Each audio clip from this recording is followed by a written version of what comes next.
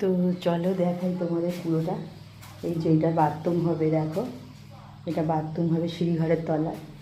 আর এই পুরো বারান্দাটা তোমাদের দেখালাম। এই যে গ্রিল লাগানো হয়ে গেছে, সব মোটামুটি কমপ্লিট হয়ে গেছে। আমি রাব ঢালাইয়ের ওপরে আমি ঘোলা মেরে দিয়েছি।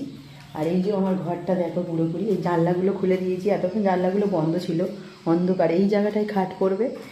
আর এই যে পুরো ঘরটা, আর খাট আলমারি সাজালে গোছালে সুন্দরই লাগবে।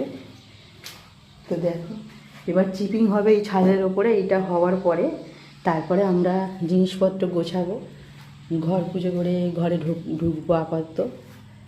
দেখো ঘর পুজোর দিন লোকজন হবে, তো সেই জন্য আগে দিয়ে সব একটু পরিষ্কার করে নিতে হচ্ছে।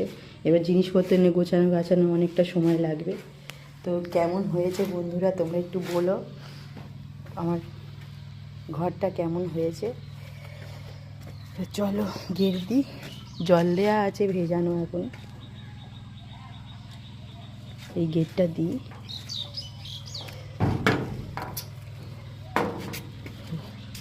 টাটা বন্ধুরা।